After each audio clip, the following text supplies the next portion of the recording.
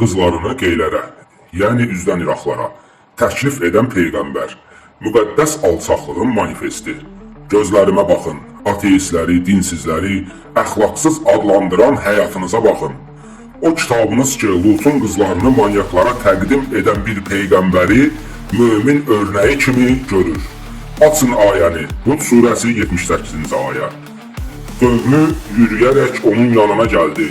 Onlar əvvəllər də yaramaz işlər görürdülər. O dedi, ey qövmüm, bunlar mənim qızlarımdır.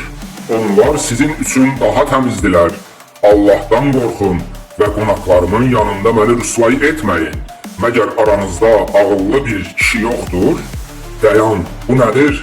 Qız əxlaq təmizləyicisi alətə çevrilib, qız qurbanlıq oyun yerinə qoyulub, qız öz fikri olmadan seks obyekti olur və siz mənə deyirsiniz, ateistdə əxlaq yoxdur?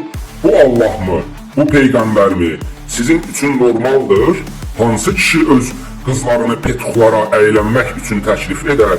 Əgər əxlaq dediyiniz zorakılıq meyilli bir kütləyə qızlarını təqdim etməkdirsə, əgər təqva dediyiniz doğma qızlarını fahişəliyə təklif etməkdirsə, əgər ilahi örnək dediyiniz kişiləri qızlarla əvəzləmək planıdırsa, o zaman mən fəxr edirəm ki, belə tanrıya inanmıram.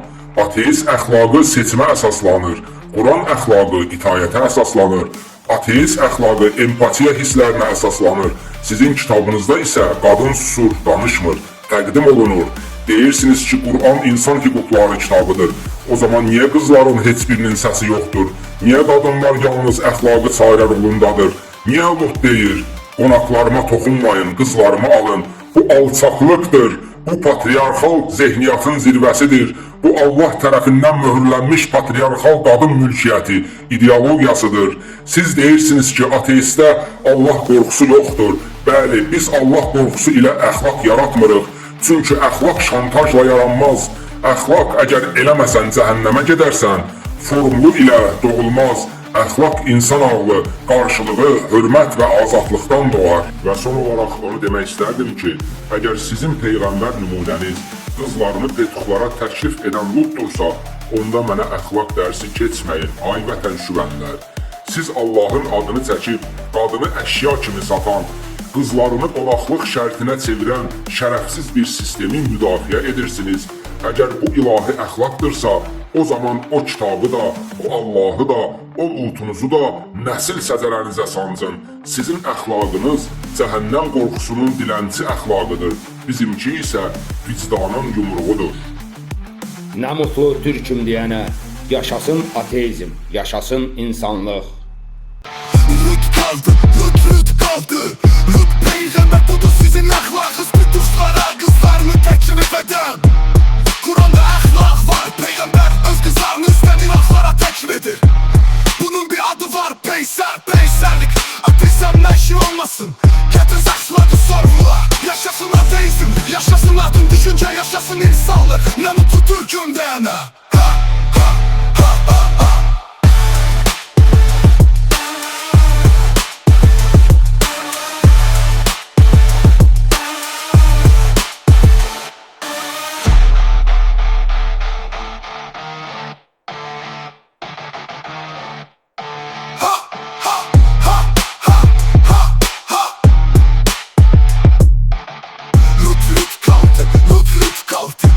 Peyğəmbər budur sizin əxlaqınız, petuxlara qızlarını təklif edən. Quranda əxlaq var, Peyğəmbər öz qızlarını istən İraqlara təklif edir.